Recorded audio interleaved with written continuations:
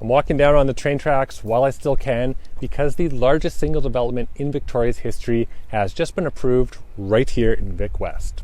The Roundhouse at Bayview Place will contain 1,900 much-needed new homes for Victoria. This development and all the new provincial mandates for increased density really set the stage for how Victoria's market is behaving right now. In this update, we'll look at some significant sales throughout the region and see how condos and detached homes appear to be on completely different trajectories right now, which might offer some clues about what could happen this spring. My name is Willey. Thanks so much for watching. Please take a moment to hit subscribe and stay on top of Victoria's real estate market with me.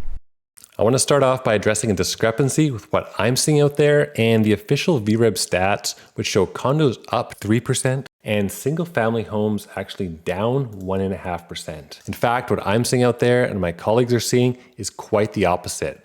And I believe this is a good lesson in why you can't really trust monthly statistic releases to show the whole picture of what's happened.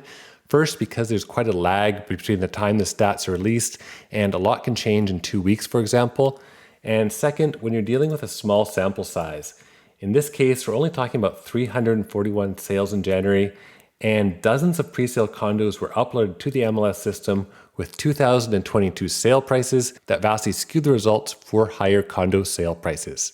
If I'm right, this will all be reflected in the stats next month once we have more sales and things can catch up a bit. Also, the first week of January was rather unusual for what happened with single family detached.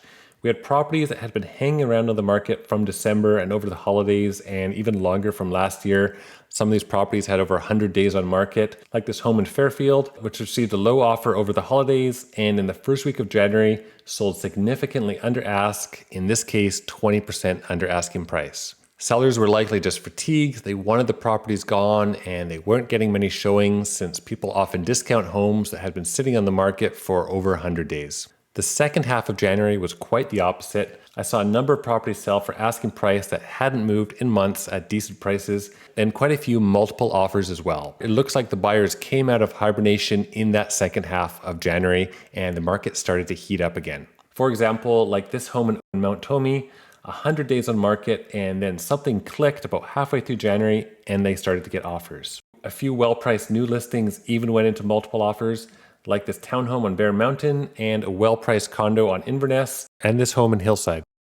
The Hillside home got 6 offers, but what's interesting is the winning bid still had conditions. Unconditional offers is definitely not the norm. It's heating up out there for single family detached and townhomes, but it's a far cry from early 2022 at the peak where everything was unconditional. So the good news for buyers is you can still do home inspections, take the time for financing, and make sure that you're buying a solid, secure investment. I think all this activity is a sign of buyer confidence that rates will stay the course or come down this year, which seems to be the general expectation. Whether or not that's what happens, it seems to be the expectation. For sellers, that means relist your home if the listing has gotten stale. It's a new year and it's not a big deal or a big cost to put your listing up on MLS again and get some fresh eyes on it. Overall, it looks like we may have hit the bottom for single family detached and townhomes, and now we're trending upwards again. There's a lot of buyers out there who may have been watching and waiting on the sidelines, and I personally think now is a good time to jump in and maybe get an opportunity. The challenge now is still the lack of inventory. There's just not a lot of good detached homes or townhomes to choose from. We do have more than this time last year, but based on the number of vacant listings and vacant homes that I'm showing, a large portion seem to be investors bailing on cash flow negative investments or empty homes that they don't want to rent out again. If inventory picks up again, which historically it always does come March, April, and May, then I think there's a chance to get a very nice and somewhat reasonably priced home for Victoria. Right now we have 2,140 homes compared to 1,739 homes last year. If inventory trickles out slowly like in 2021 and early 2022, then we'll see the craziness and multiple offers again, which is what we're starting to see early signs of now. It looks like inventory is now going to be the deciding factor in the spring market, not interest rates, which seem relatively stable for now. Even if interest rates do come down, it's likely not expected to happen till Q3 or Q4, and then even then, not a drastic drop. Looking at the condo market, on the other hand, it's very slow. There's lots of deals to be had out there. For example, this one on Johnson and this one on Yates, both great prices that would have been unheard of a year ago. The expectation is still that lots of Airbnb listings are coming May 1st once the ban is in full effect, and that will further bring down the condo market. I think there is some silver lining here for the condo market, in particular brand new and pre-sale downtown condos.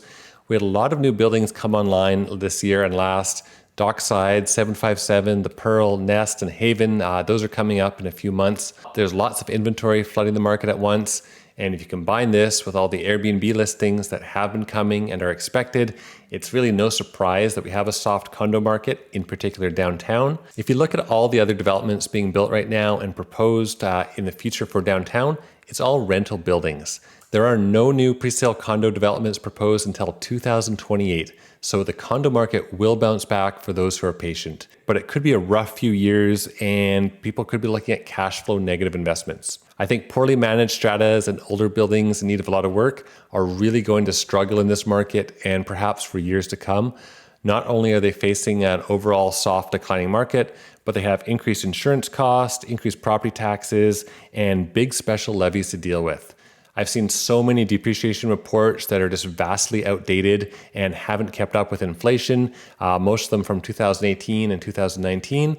And once these reports are redone with the correct numbers, it's going to be a very expensive and costly proposition to buy into these buildings. That's it for today. As usual, please leave a comment below with your own thoughts about where the market is headed and what you're experiencing out there. Thanks for watching. I'll see you next time.